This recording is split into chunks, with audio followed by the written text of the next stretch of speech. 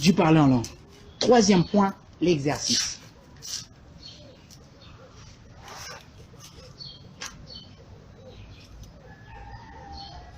Ce qui nous permet de grandir dans le prophétique, c'est le fait que nous nous exerçons dedans. Tu ne peux pas dire que je veux devenir prophète sans pour autant faire des exercices. Quand je parle des exercices, je parle du fait de se jeter à l'eau. Prendre les risques et de dire « Dieu m'a dit ». Ça, c'est ce qui fait peur à tout le monde. Personne n'a envie de passer pour un faux prophète. Parce que tout le monde, si tu ne prends pas les risques de dire à tes ayangoté, tu ne sauras jamais si c'est ça ou c'est pas ça. Il m'est arrivé plusieurs fois de regarder la personne et d'entendre les messages que je reçois. La personne et les messages ne se ressemblent pas du tout. Mais Dieu te dit, dis-lui ça, ça, ça, ça, ça, ça. Mais quand tu regardes la personne, tu te dis, Dieu te dit, c'est pour lui. Tu connais quelqu'un qui prie beaucoup. Quand le Seigneur me dit, te dit, dis-lui d'arrêter l'impudicité. Je dis, Seigneur, moi je connais des gens qui sont impudiques, à qui je peux facilement donner ces messages. Mais lui là, Dieu te dit, dis-lui d'arrêter avec l'impudicité. Et si tu ne prends pas les risques de te jeter à l'eau pour pouvoir dire, tu ne grandiras jamais dans ton prophétique. Il faut un jour apprendre à arrêter d'être passif et devenir actif. La chose qui tue beaucoup des enfants de Dieu à l'église, c'est qu'on est trop passif. On veut tout le temps que les autres puissent faire. Nous, on ne veut pas faire. On veut que,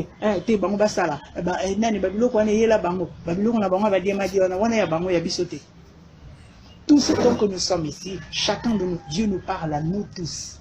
Même les gens qui disent que moi, Dieu ne me parle pas. C'est faux. Tu vas te rendre compte qu'il fait beaucoup de rêves. Ça veut dire que Dieu lui parle. Il fait des songes. Ça veut dire que Dieu lui parle. Tout ce temps que nous sommes ici, Dieu nous parle à nous tous. Personne ne peut dire que si quelqu'un te dit dis-lui la question c'est, est-ce que toi tu sais quand Dieu te parle? Tu pourras lire tous les livres que tu veux.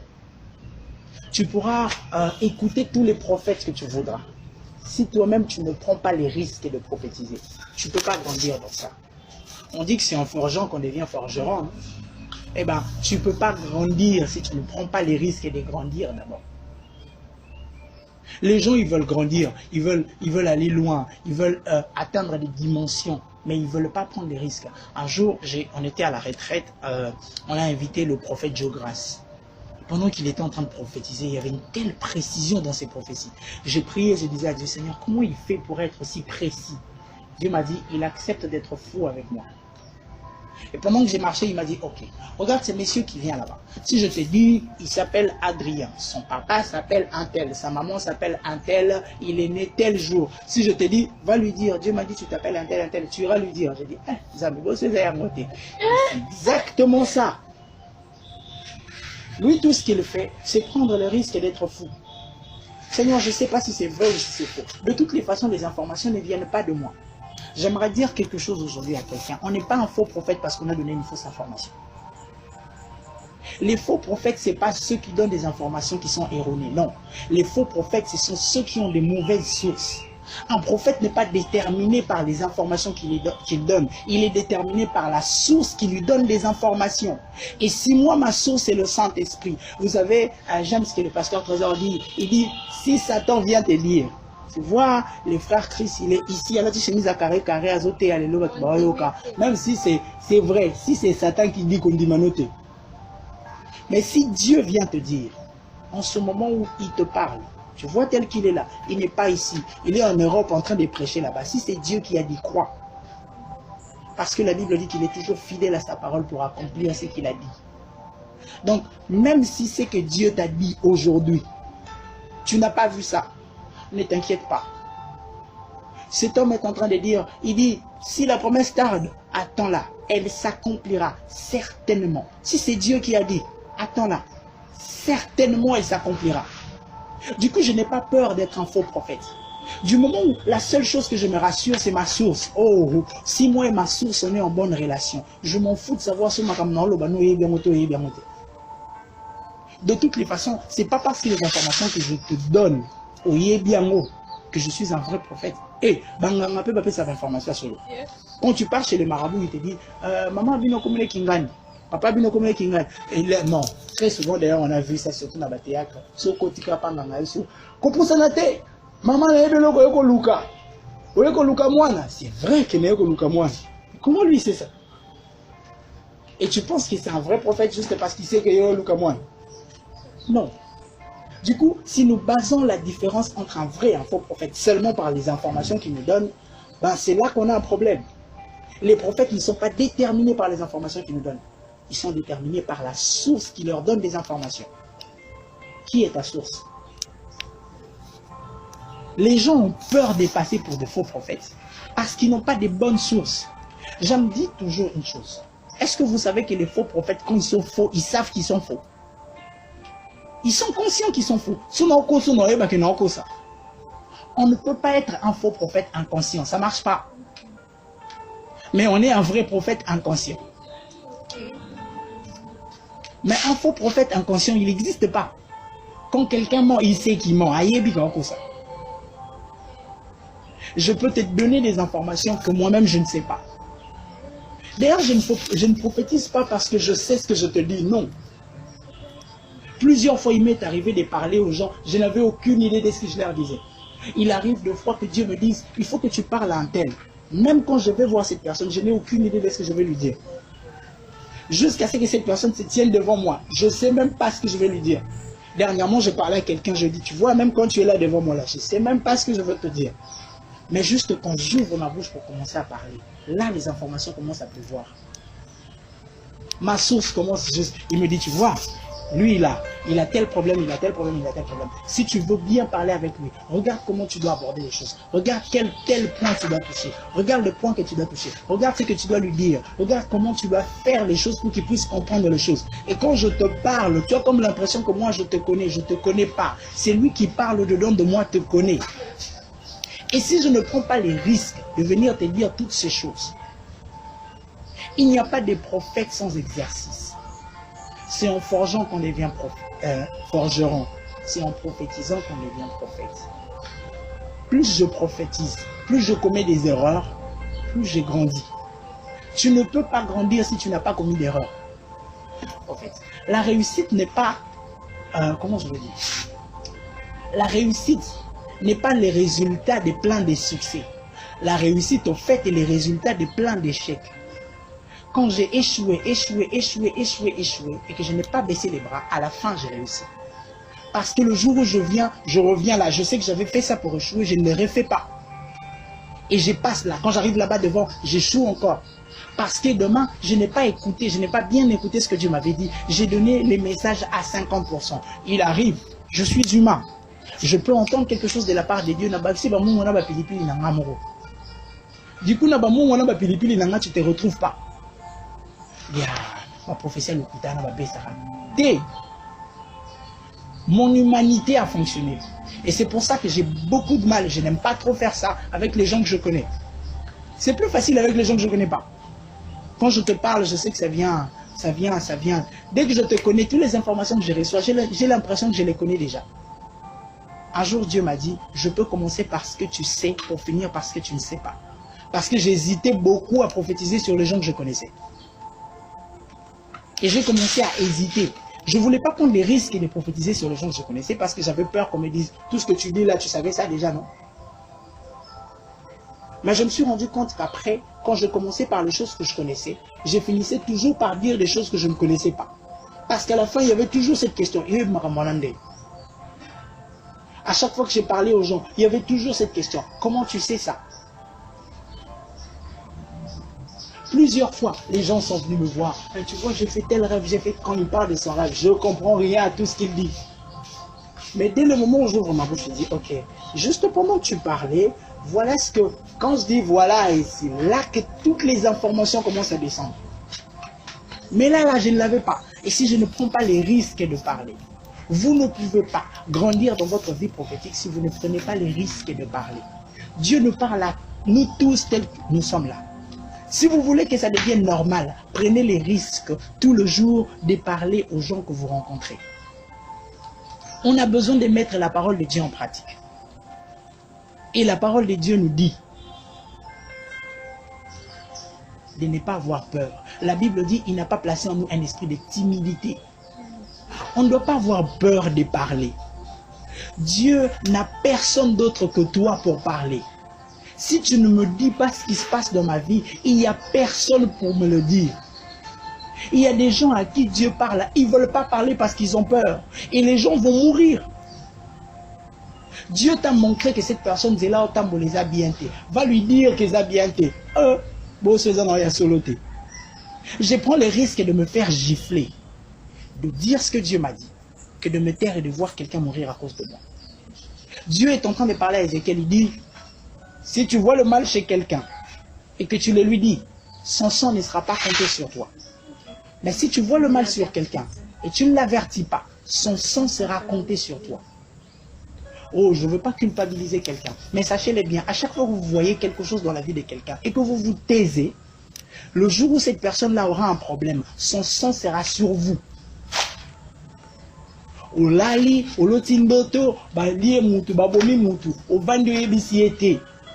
Pourquoi tu penses que Dieu t'a choisi toi pour te parler? Dieu pouvait même parler à cette personne directement. Mais pourquoi c'est toi qu'on a choisi? Et vous pensez que c'est par hasard que ça se passe comme ça? Non. Dieu choisit vraiment des personnes parce qu'il sait qu'il a bien fait son choix. Oh, parce qu'il y a toujours cet homme qui s'appelait Moïse, il a dit, oh Seigneur, tu as mal fait ton choix. D'ailleurs, de toutes les façons, moi je ne sais pas parler. Dieu dit, hein? Moi j'ai mal fait mon choix. Non, non, c'est toi qui penses que j'ai mal fait le choix. Moi j'ai très bien fait mon choix. Je sais celui que j'ai choisi. Et quand Dieu veut prendre un songe, le mettre dans ta tête pour te dire, tu vois, telle sœur, elle a un problème, va lui parler. Dieu sait. Et Dieu nous apprend tout le jour à comprendre ces choses. La question c'est, est-ce que tu connais l'importance de ces choses? Et si tu te tais, les gens vont mourir. Si nous disons, bon, ça va, est-ce que sache qu'il y a des gens qui vont mourir. Et Dieu a besoin de nous. Ce n'est pas en vain que Dieu est venu nous parler, parce qu'il a besoin de nous. Si aujourd'hui Dieu veut que tu apprennes ces choses sur le prophétique, c'est parce que Dieu sait qu'il te parle déjà. Seulement c'est toi qui négliges les choses. La Bible dit Dieu parle tantôt d'une manière, tantôt d'une autre. Nous ne prêtons pas garde. Ce n'est pas de la faute de Dieu si on ne l'entend pas. Si toi tu prends et si tu te tais et que tu ne dis pas ce que tu devais dire, est-ce que c'est la faute à Dieu? Ce n'est pas de la faute de Dieu. C'est de notre faute à nous. Et si tu as peur de parler, de dire ce que Dieu t'a dit, est-ce que c'est la faute à Dieu? J'aimerais dire à quelqu'un, l'époque où on lapidait les prophètes parce qu'ils donnaient des faux messages, j'ai déjà répondu. Moi, j'incite vraiment les gens à parler lorsqu'ils sentent qu'ils doivent parler. Les faux prophètes n'ont pas peur de parler. Pourquoi nous, on a peur de parler? Les gens qui ne devraient pas parler parlent. Nous, on a peur de parler. La Bible dit la moisson est grande. Il y a peu d'ouvriers.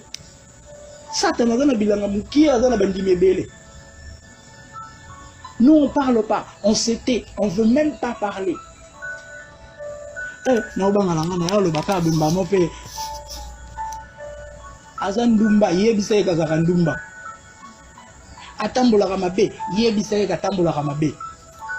Je sens dans mon cœur que ce que tu fais n'est pas bien. Même s'il va se fâcher. Vous savez, le prophète Jérémie, c'est lui-là qu'on l'appelait le prophète des malheurs. Les rois ne l'aimaient pas. Parce qu'à chaque fois qu'il descendait, il arrivait à dire des choses qui énervaient les gens. Lui, à chaque fois qu'il venait, c'était toujours pour dire quelque chose, que Dieu va frapper les gens, que Dieu va vous taper parce que vous avez mal agi. À chaque fois qu'il descendait, c'était la même chose. J'aimerais rappeler une chose à quelqu'un. Dieu n'envoie pas le prophète pour caresser les gens. Lorsque Dieu t'a choisi comme prophète, c'est justement pour leur rappeler ce qu'ils font de mal. Les prophètes, ils habitent jamais là où il y a tout le monde. Oh, j'ai oublié d'en parler. La solitude. Le prophète, généralement, c'est des gens qui sont seuls. Ils ne restent pas là où il y a tout le monde. C'est pour ça que lorsqu'ils descendent, ils savent tout. Il n'était pas là où David avait couché avec la femme d'Uri. Mais quand il est descendu, il a dit à David, il y a un homme qui avait pris la femme d'autrui et tout. Et puis après, à la fin, il dit à David, c'est toi. David dit, mais il n'était même pas là. Comment il sait? Il n'a pas eu peur de le dire à David. David, c'est un garçon avant n'a pas venu la binokuna. Au bangara sibi. Tu as le choix entre te faire gifler par ces garçons et te faire gifler par Dieu. Parce que tu n'as pas fait ce qu'il attendait de toi. Ok, je vais faire peur à quelqu'un aujourd'hui. Est-ce que vous savez que le fait d'aller au ciel et d'aller en enfer n'a rien à voir avec les péchés que nous commettons? Mais ça a tout à voir avec les missions que Dieu nous donne de faire ici sur terre. Si tu n'as pas fait ce que Dieu t'a demandé de faire ici sur terre, c'est ça qui va t'emmener en enfer. Jésus l'a dit clairement. Il a dit cet homme à qui on avait donné 10 talents et 5 talents. C'est lui qui a reçu un talent. Il est parti en enfer simplement parce qu'il a gardé les talents qu'il avait. Tu gardes les messages que Dieu te donne. Tu n'as aucune idée de ce que tu vas vivre après. Tu sais que Dieu t'a dit ça, ça, là, ça. Mais qu'est-ce que tu fais? Notre Dieu est le maître de temps et des circonstances. S'il a dit qu'un événement doit arriver, ça arrivera. Ma soeur, même si c'est que je te dis aujourd'hui, toi tu ne connais pas ça, ne t'inquiète pas. Même si c'est que je te dis aujourd'hui, tu ne comprends pas ça, ne t'inquiète pas, ça va arriver. Si mon Dieu a dit que ça va arriver, ça arrivera. Nanga va vite à gagner des zéros, vite à gagner des zéros. Bonza malobi que yo. Nabo yango. Nganga ya nganga aïsi batu. Lelo vite à gagner des zéros. Bokepe bo vite à gagner des zéros. Et les quitter zangi pété des zéros. Zamba lobby. Et on doute encore. Dieu nous parle tous autant que nous sommes ici. Pas un chrétien. Dieu parle à tout le monde. Dieu a parlé à Pharaon. Ça veut dire que Dieu a la capacité de parler à tout le monde, tous autant que nous sommes ici. Dieu peut nous parler à nous tous. La question c'est qu'est-ce que tu fais de ce que Dieu te dit? Qu'est-ce que tu fais de ce que Dieu t'a dit? Oh, nous sommes tous réveillés avec un songe. On est sûr que c'est Dieu qui a parlé. Quand tu t'es réveillé, tu sais vraiment que oh, c'est ça là qui n'a pas. Qu'est-ce que tu as fait avec?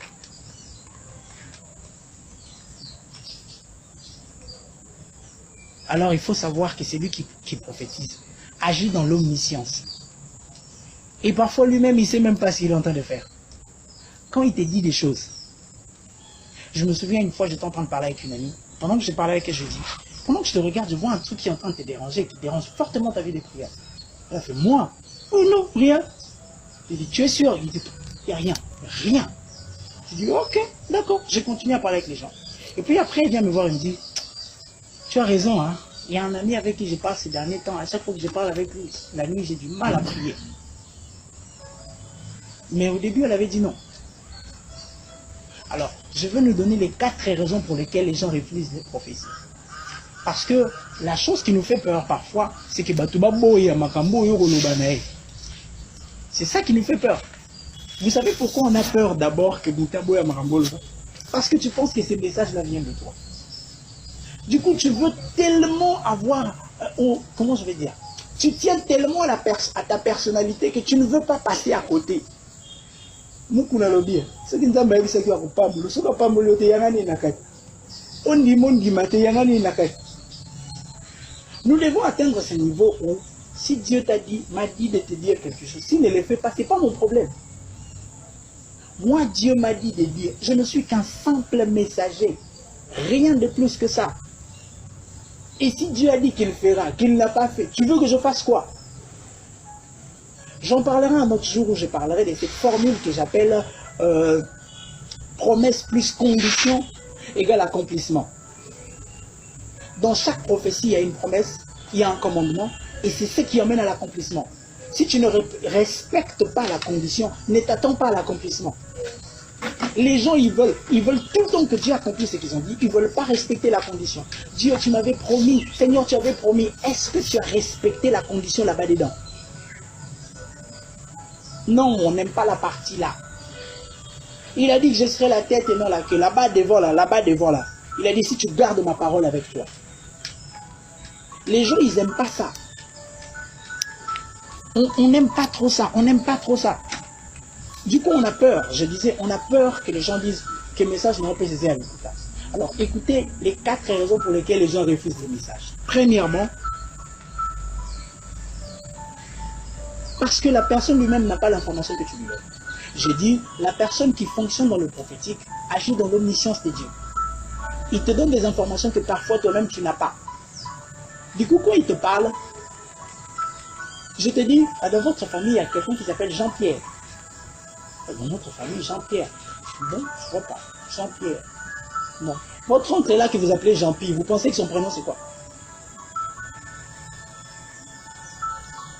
Quand Dieu nous appelle, parfois Dieu aime nous appeler par nos surnoms, mais lorsque Dieu vient de fois, il nous appelle par le nom par lequel on va botter la bise. Parfois Dieu va t'appeler par un nom, oh Yosu Bosana. Du coup, la personne n'a pas l'information que tu lui donnes. Et du coup, automatiquement, il rejette le message. Il dit, ah, message ça, c'est toi qui ne sais pas ça.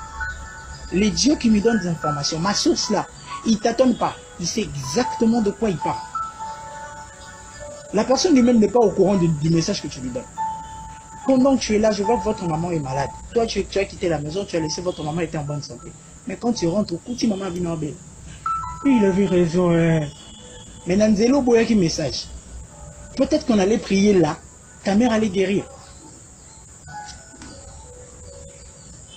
Les gens refusent les messages parce qu'eux, ils ne sont pas au courant de ce qu'on dit. Mais j'insiste sur le fait de dire, celui qui fonctionne dans le prophétique agit dans l'omniscience des dieux. Du coup, il sait des choses que toi, tu ne sais pas. Alors, ne prenons pas toujours l'habitude de rejeter tous les messages qu'on nous donne. Deuxièmement, les gens rejettent les messages parce que lui-même a déjà oublié le déroulement de ces choses.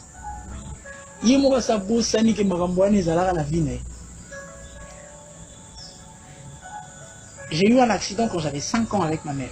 Si tu m'en parles, je ne m'en souviens pas. Je sais seulement que j'ai eu un accident. Mais quelqu'un pourra te dire, quand tu avais tel âge, tu as eu tel accident, voilà ce qui s'est passé, voilà ce qui s'est passé. Alors, moi, je ne me rappelle plus de ce qui s'est passé. Mais ce n'est pas parce que toi, tu ne te rappelles pas de ce qui s'est passé que Dieu a oublié ce qui s'est passé. Dieu peut te rappeler dans les détails les choses qui se sont passées dans ta vie que toi, tu as déjà oublié. Que toi, tu as déjà mis de côté. Les choses pour lesquelles tu as dit, ah, c'est quand tu rentres à la maison que tu fais. Oh, il avait raison quand il parlait de ça. Oui, hein. C'est comme l'exemple que je vous ai donné de cette jeune fille. Elle avait complètement oublié qu'elle avait quelqu'un qui dérangeait sa vie spirituelle. Quand je lui ai dit, je vois quelqu'un qui dérange ta vie spirituelle, elle disait, je vois pas, je vois pas. Et elle a carrément rejeté le message. Carrément. Mais après, elle s'est rendue compte que non, c'est vrai ce qu'il dit. Parce que voilà.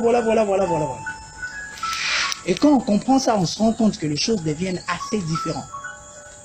Troisièmement, c'est lorsque la personne ne croit plus au message que tu lui donnes. Il a tellement entendu la chose qu'il n'y croit plus. Dans Genèse 17, 15, la Bible dit, Dieu dit à Abraham, tu ne donneras plus à Sarai ta femme le nom de Sarai, mais son nom sera Sarah. Je la bénirai et je donnerai d'elle un fils. Je la bénirai et elle deviendra des nations, de rois, de peuples sortiront d'elle. Abraham tomba sur sa face et il rit. Abraham, c'est Dieu qui parle. Abraham refuse de croire. Et la Bible même parle d'une partie où Sarah, même quand on parle de Sarah, Sarah même, elle-même, elle rit. Parce que c'est dit, moi à mon âge là, je vais encore avoir des enfants. Parfois on donne des messages aux gens. La personne, il a tellement entendu ces messages, il n'a pas vu l'accomplissement. C'est pour ça que j'ai dit, en tant qu'homme de Dieu, enfant de Dieu, quand Dieu te parle, ne te décourage pas par l'expression de celui qui est en face de toi. Moi, j'ai appris à ne pas regarder le visage de celui à qui je parle. Quand je donne mon message, je parle. Moi, je suis en train de parler. Je dis juste ce que Dieu m'a dit de dire. Si tu es en train de regarder l'expression de celui qui te parle, si tu te confies à l'expression du visage de celui à qui tu parles, tu risques de stopper les messages au milieu. Pour mon cœur hôtel, et on va te stopper ces messages avant non. Loba. Il y a solo. Donc, tu es comme à la katikati. Yomo kuna poso mais il y a un message à moi ici. Mais tu vas te rendre compte que plus tu vas avancer, plus tu vas te rendre compte que il commence à se retrouver dans les messages que tu lui donnes. Mais si tu t'arrêtes en cours de route à cause de l'expression de son visage, tu vas pas lui donner ces messages. Les gens rejettent tes messages parce que eux-mêmes, il a tellement entendu cette chose à sa bayana. Du coup, il n'y croit plus. Même les messages que tu lui donnes, il ne croit plus. Et quatrièmement, les gens rejettent les messages parce qu'ils sont mal à l'aise avec les messages que tu leur donnes. Quand tu dis à quelqu'un, mon frère, quand je te regarde, je vois un esprit de publicité qui tourne autour de toi. Ma soeur, c'est quoi cette histoire? C'est pas une publicité. Il y a une publicité en Kayondo. Moi, je connais des gens qui m'ont dit, moi, je pars à l'église, on n'a pas vu ça. Je te dis ce que Dieu m'a dit maintenant. Je te dis pas ce qu'on m'a dit dans votre église. Je te dis ce qu'on m'a dit maintenant, là. Et on peut voir ça dans la Bible, dans Matthieu 26, 33 à 35. La Bible dit, Pierre, prenant la parole, il lui dit, quand tu seras pour toute une occasion de chute, tu ne le seras pas pour moi. Jésus lui dit, je te le dis en vérité, cette nuit même, avant que le coq ne chante, tu me réuniras. J'aime toujours le dire aux gens, Pierre a beau prophétie à Jésus. Pierre, ce beau prophétie, comme on a dit, Pierre, tout a beau prophétie à Jésus, Pierre a télémé la prophétie à Jésus, une énergie à souk. Pierre dit à Jésus, même quand tout le monde va te rejeter, moi je te suivrai. Jésus lui dit, toi, avant que le coq me chante, tu me réuniras 3 jours. C'est une parole de connaissance. Pierre lui dit, je ne te réunirai pas. Quand même il faudra mourir avec toi, je ne te réunirai pas. Et tous les disciples dirent la même chose. Les gens se sont sentis tellement mal à l'aise avec les messages. Combien de prophètes sont-ils morts parce que le roi s'était senti mal à l'aise avec les messages qu'on lui avait donnés? On a juste dit à cet homme qui s'appelait Hérode qu'il avait pris la femme d'autrui. Vous savez pourquoi Jean-Baptiste on a coupé sa tête? Juste parce qu'il allait dire à quelqu'un, toi tu as pris la femme d'autrui, la femme que tu as prise c'est la femme de ton frère, tu ne devrais pas être avec elle. C'est pour ça qu'on a coupé sa tête. Lorsque les gens se sentent mal à l'aise avec les messages que vous leur donnez, ils réagissent parfois bizarrement. Et toi, parce que, vous savez, on n'est jamais sûr à 100% du message qu'on donne. Moi, au début, quand j'ai commencé à prophétiser, j'ai ressenti des choses dans mon corps quand je prophétisais. Ça me certifiait que Dieu m'a parlé. Mais après, quand j'ai commencé à grandir, il n'y avait rien du tout. J'ai parlé juste et puis après, il ne s'est passé rien. Du coup, je n'avais plus rien pour me certifier que ce que je disais venait de Dieu. Tout ce que j'avais avec moi, c'était ma foi.